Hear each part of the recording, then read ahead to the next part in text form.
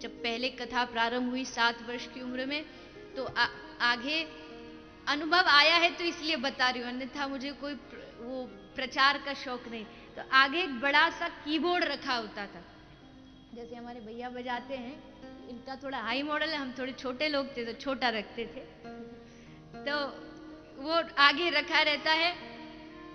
तो 7 वर्ष की उम्र थी तो बजाने के लिए होता, तो लोगों ने क्या कहा, जरूर ये कंप्यूटर है, इसमें कुछ आगे लिखा हुआ आता ही पढ़ पढ़ के बोलते। चलो उसको हटा दिया गया कि भैया शायद कुछ लोगों के मन में अनुभव आए। फिर एक कुछ ऐसा प्रभु की इच्छा हुई कि मैंने सर पर एक सफेद कुछ बांधना प्रारंभ किया मुख पर, तो लोगों ने कहा जरूर कान में मशीन लगी है। यहां से सुना फिर बोल दिया,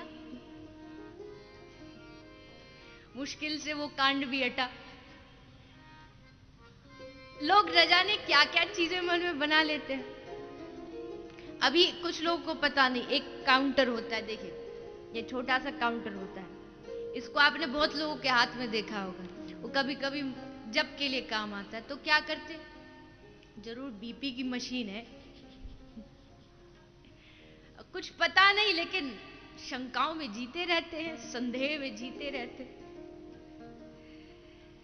मैं आप सबसे प्रार्थना करूं कि हम सब इस कथा का उद्देश्य आपका भी और हमारा भी केवल और केवल भगवान के प्रेम की प्राप्ति है, गौ माता की सेवा है। इसके अलावा ना आपका कोई उद्देश्य है, ना हमारा कोई उद्देश्य है। भागवत को कृपया चीजों से न तोलो। हम भागवत को क्या दे सकते हैं?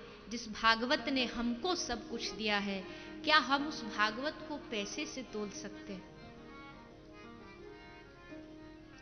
मां का दूध तुम पी सकते हो, उसकी बिक्री नहीं कर सकते हो।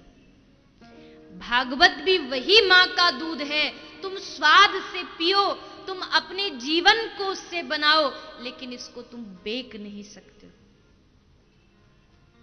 मुझे ये सुन के बड़ा दुख होता है। कभी कभी मैंने सुना है कि आजकल लोग कथाओं में आने की भी टिकट रख देते हैं। भगवान के नाम को आप बेच नहीं सकते। अगर उसको ऐसा किया गया तो जो कथा प्रभाव करना चाहे वो कर नहीं पाएगी। क्यों?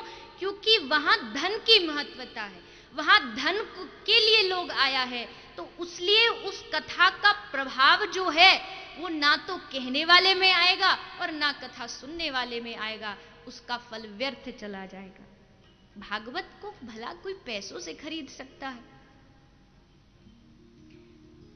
देवताओं को भगा दिया। अगर तुम सच्चे भक्त होते तो चुपचाप आते और जहां तुम्हें जगह मिलती, चाहे आगे चाहे पीछे चाहे ऊपर चाहे नीचे, चुपचाप बैठते और कथा सुनते। और तुम सुनने नहीं, तुम भागवत को खरीदने आए हो। और मैं कोई दुकानदारी नहीं करता, मैंने कोई दुकान नहीं खोली है, तुम मुझे ये दो मैं तुम्हें कथा दूं। ये दुकानदारी नहीं है, ये तो निस्वार्थ प्रेम होना चाहिए। क्योंकि निस्वार्थ प्रेम वाला आदमी ही भगवान को प्राप्त कर सकता है। लिख लीजिएगा, निस्वार्थ मन वाला व्यक्ति ही भगवान को प्राप्त कर सकता है।